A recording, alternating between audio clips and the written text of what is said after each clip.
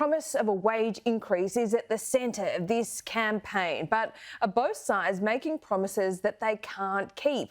The answer is yes. For a start, in the main, governments don't pay wages. Businesses do. Governments don't create jobs. Businesses do. So let's look at the facts. Wages are starting to go up, but record inflation means that real wages are actually going backwards. Rising interest rates, rising inflation, supply chain disruptions and worker shortages are making doing business very hard. So can business really afford to give pay rises?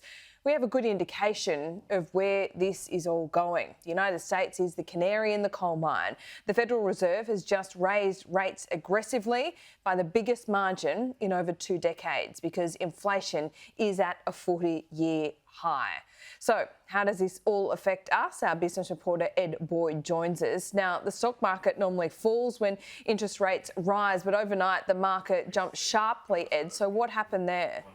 Yeah, it was quite surprising, Laura. The stock market in America skyrocketed about 3% last night. Normally, when interest rates rise, markets fall, but that didn't happen overnight. That's because of the comments made by the chairman of the US Federal Reserve, Jerome Powell, assuring investors in the market that he wouldn't be hiking interest rates at a much more aggressive level of 0.75%. He's going to be increasing interest rates at 0.5% for the next couple of meetings in the United States, but not by 0.75%, which was some of the speculation. So he hosed down that speculation, and that's given the stock market a pretty big boost overnight. So obviously the US has got inflation a bit higher than Australia. It's at a 40-year high over there. They've lifted interest rates now for the last 2 meetings in a row, and the US Fed are going to continue lifting interest rates throughout the rest of this year. Take a listen to the chairman talking about soaring inflation across America's economy. Inflation is much too high, and we understand the hardship it is causing, and we're moving expeditiously to bring it back down. We have both the tools we need and the resolve that it will take to restore price stability on behalf of American families and businesses. The economy and the country have been through a lot over the past 2 years and have proved resilient.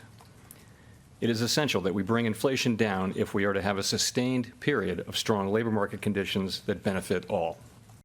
As I said, Ed, the US Federal Reserve can be the canary in the coal mine. So what leads does the RBA take? Look, for the Reserve Bank, they're going to have watched this very closely. And I think for them, it means we may see some more aggressive rate hikes in Australia over the next couple of months. Obviously, the cash rate here is at 0.35%. And Westpac economists believe it's going to lift to 1.75 by the end of this year. So that means the cash rate has to go up 1.4% between now and the December meeting. There's 7 meetings between now and then. We could see the cash rate rising by 40 basis points next month. That could help start to quell the inflationary pressures we've got in Australia, because we get our wages growth numbers in a couple of weeks' time on the 18th of May. That's expected to be very low as well. So inflation is really cancelling out any wage growth data that we have right now, Laura. So yeah, people are not getting pay rises in Australia at the moment. Now the question is, can business really afford it? Because it's a pretty tough environment at the moment, isn't it? Is it likely to get better anytime soon with supply chain issues, you know, the cost of transport, the list goes on? It doesn't look like it's getting any better anytime in the short term. Look, when the cash rate gets up to that 1.75% level and inflationary pressures start to come down, maybe things will start to improve. But the Reserve Bank themselves said inflation's going to stay at 6% until the end of this year. Yeah. And it's not going to fall down to 3% until mid-2024. So that's a couple of years away. So it looks like it's going to be tough for business for the next year, 2 years at least.